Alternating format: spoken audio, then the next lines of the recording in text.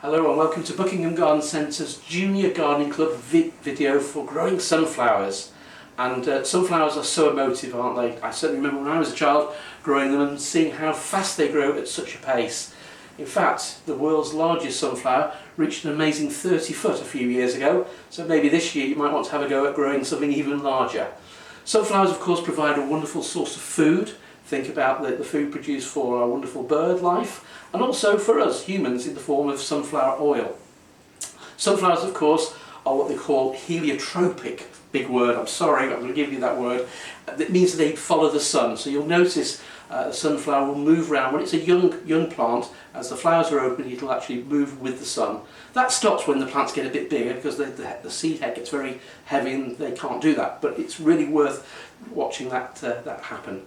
So today we're going to look at the whole process of growing them from seed so you can enjoy some lovely flowers come September, October time.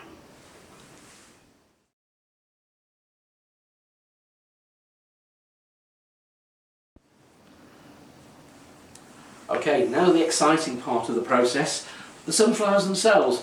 When you look in the garden centre seed racks, you'll see lots of different varieties. Some are obviously very tall growing, some have big sort of yellow flowers as you'd expect, but there are a lot of other varieties, some shorter ones, some with double flowers and some with obviously more interesting colours as well, so yellow or even some of these orange shades too. So lots of choice of the varieties. The variety I'm going to be growing today is Mr. Fothergill's. It's a sunburst mixed. Gets to about 6 foot tall, so it's going to make a real good show. And of course you're going to need to find a position where it's going to be out of the shelter of the wind, I suppose, but it's a good variety.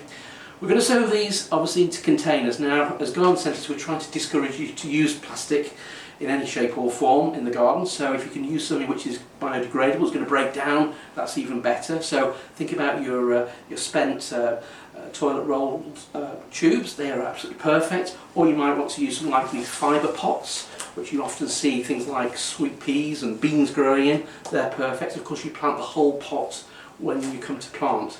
I'm going to use some egg cartons, basically egg carton which I've just cut. Basically I've got the front piece off there which acts as the little lip, and I've actually just cut the rest of the egg box. Obviously get your parents to just give you a hand with that if you're doing any chopping with scissors, and then make sure you've got the two parts as two sections.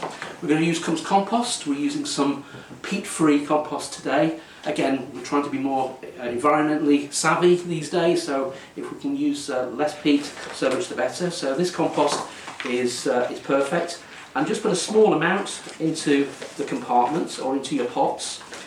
Don't press it down. The temptation is with compost to press it heavily, not necessary. Just tap that through and then get your seeds.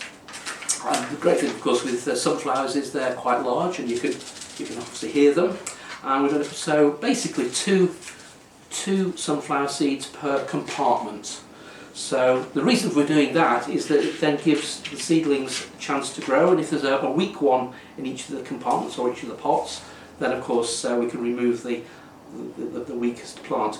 The sunflower seeds itself can be planted on their edge rather than on their side, so you just plant them on their edge and you're putting two in. And you'll notice with sunflower seeds there's different sort of colours within the packet. That's just the normal. It doesn't mean you're going to get different coloured flowers. So just put those in there and again just pushing them down reasonably firmly but without pushing the compost too much.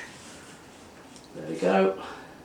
And then once you've done that, get yourself some more compost and then just very carefully cover with the peat-free compost and give it a tap down, and then you need to find somewhere, well first of all you need to give it a good water, so make sure you give it a good drink and then find yourself a nice position on a sunny windowsill.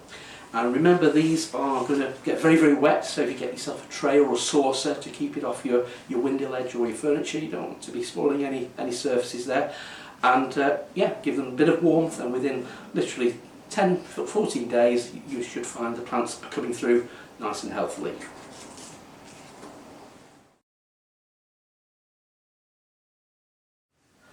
Okay, a couple of weeks has now passed from sowing your sunflowers, and in true Blue Peter fashion I've got some here which I sowed about 14 days ago. As you can see, the plants are nicely germinated, they're growing well, and they're ready now to either be potted up, either put into a larger pot or to be planted out. And obviously once your plant gets to this sort of size, as you can see, it's ready to find its new home. If you're growing short varieties of sunflowers, you can put those in pots and enjoy those on your patio. If you're growing the tall variety, you need to find a nice sheltered spot, preferably against a wall or a fence, where you can actually then put canes in, and you can attach maybe the canes to the fence or the wall to keep the plants nice and supported. These plants are going to grow really quickly, so you need to make sure that when you plant them, you put a little bit of compost in the soil, make sure you give them a really good water, really good drink when you've planted, and keep them moist all the time. Remember, sunflowers, if they're growing against a wall or a fence, will be in effectively a little rain shadow, so they won't get as much rain as the normal part of the garden, so give them some extra water, probably once or twice a week. Do you feed your sunflowers? Well, yes, give them a little bit of feed. If you grow tomatoes in your garden, a bit of tomato feed would be good, or maybe something like Miracle Grow. But the most important thing is to keep them well staked, tie them in regularly, because these stems can get quite brittle, especially in breezy weather. We can get through the summer, as we know. The plants will move very quickly, and of course the flowers will form once the plant gets to its ultimate height, so it can take quite a while. Do that and you should have a lovely display of sunflowers. By the way, pests and diseases tend not to hit sunflowers from my experience, which is great. And of course you'll be enjoying these in bloom from the middle to the end of summer, and then right through to the autumn. And remember to leave the sunflowers on the plants so our birds can really enjoy those wonderful sunflower seeds.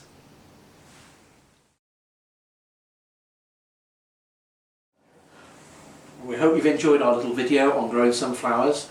We're hoping to do more videos for our Junior Gardening Club, and we hope you stay tuned to those. In the meantime, enjoy your garden and enjoy your sunflowers, and we really look forward to seeing your pictures maybe on social media. So hashtag Buckingham Nurseries or hashtag Buckingham Garden Centre sunflowers, and we hope to see those pictures very soon.